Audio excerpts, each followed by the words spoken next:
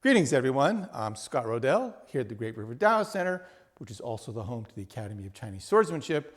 And in this video, we're going to have a look at this really nice sword from the Shen Guang forge in China, a sword that's distributed by Ryan Sword and was forged by Shen Pei.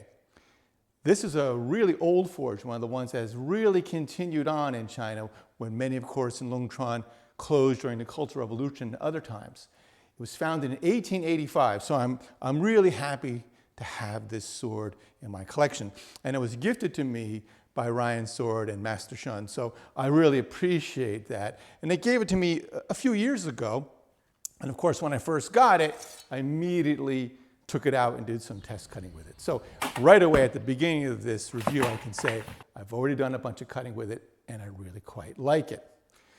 Naturally, and I think it's what they were hoping, after having cutting with it and really enjoying that, full disclosure, we did decide to offer these and do sell them through my company, 7 Stars Trading Company. And like everything else we sell at 7 Stars, I thoroughly personally test it, so I know what we're offering to the public. And by the way, if you're interested in learning how to wield the Chinese sword, either the Jian, the Dao, or the two-handed saber, please have a look at the Academy of Chinese Swordsmanship. Find the link below. So let's have a look at the specs to begin. The blade is 80 centimeters long. That's 31.5 inches, or almost. It's 950 grams, which is almost 2 pounds, 2 ounces. So it's a fairly heavy sword, but it's really well balanced. So it's quite lively, very easy to change direction, but also can deliver a really solid, robust cut, which is something that I really appreciate in any sword. But for sort of this weight, you really have to get the point of balance right, and that has definitely been achieved. So they've done their homework, they know what they're doing, the sword is really properly balanced. Okay, now let's have a look at the fit and finish of the scabbard, the fittings, and the blade of this Double Dragon Jian. Now, this is a sword that sells in the $600 to $700 price range. And I always think whichever sword we're looking at purchasing, any modern sword we're looking at training with, you have to judge it by what you're paying for it. If you're paying $300 for a sword, and there's many good cutting swords in that price range, then you have to judge its fit and finish by that kind of price. This sword is twice or more that kind of price, in the $600 to $700 price range. We really should expect more from it. And so right away I would say, yes, they have really achieved that. The hardwood scabbard is beautifully finished and polished.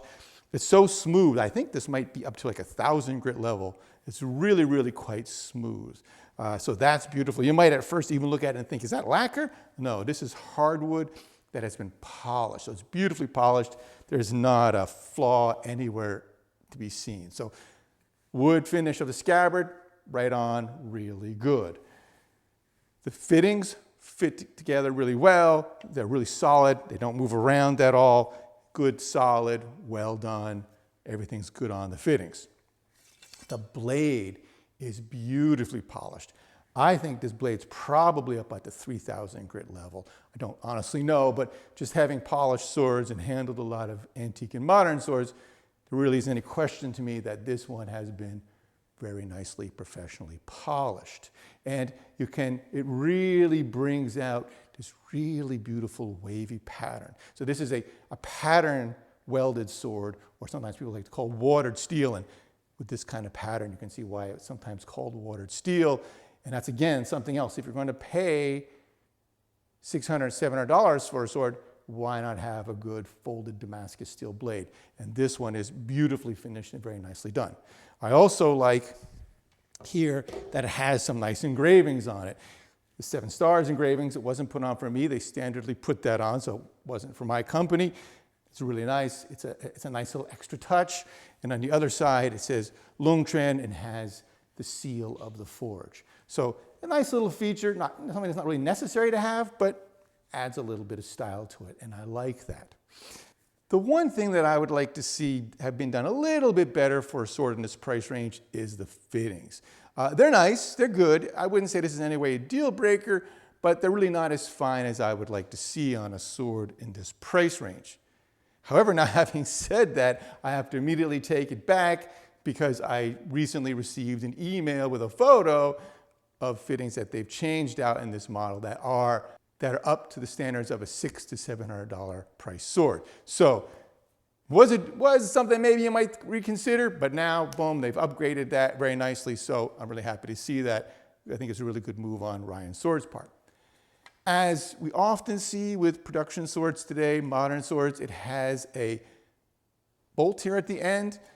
We've discussed this kind of thing before. I generally think that's a good thing. A lot of people don't like it. I understand why.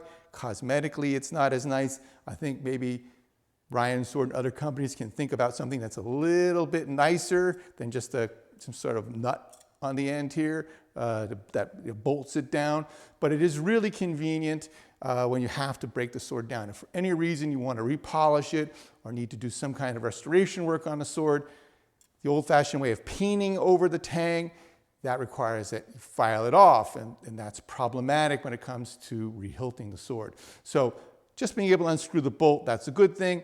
If it becomes a little bit loose, which often happens, if you're really training vigorously with your sword, you're putting a lot of power into it, there's a lot of shock and vibration, the hilt can loosen up. In fact, I will say the hilt will loosen up. Sooner or later, the hilt's going to loosen up.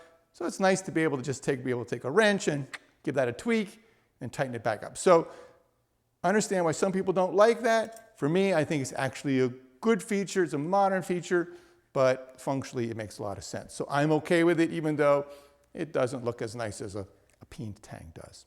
All right, so now let's take a look at how sharp the blade is. I already mentioned that it's very finely polished, and when a blade is really well polished, you would expect it to have a fairly keen edge. But let's give it a little test and see.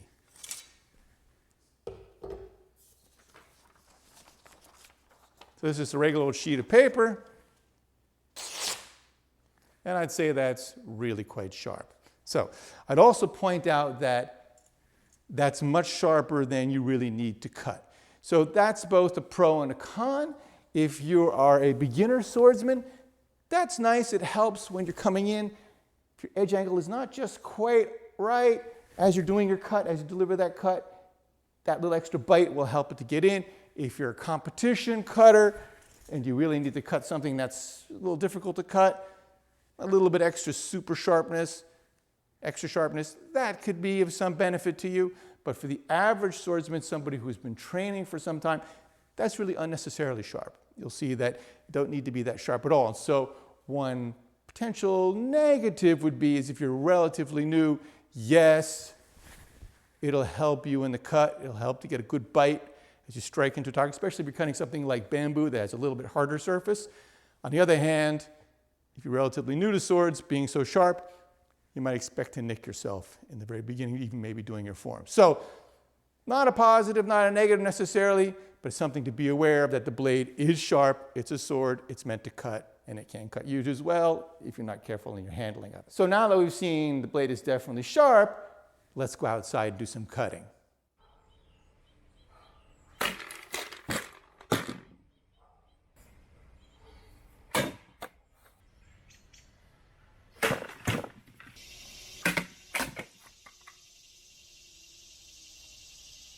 Well, that was very enjoyable. I always enjoy a good cutting session, and this sword certainly does the job, cutting quite nicely.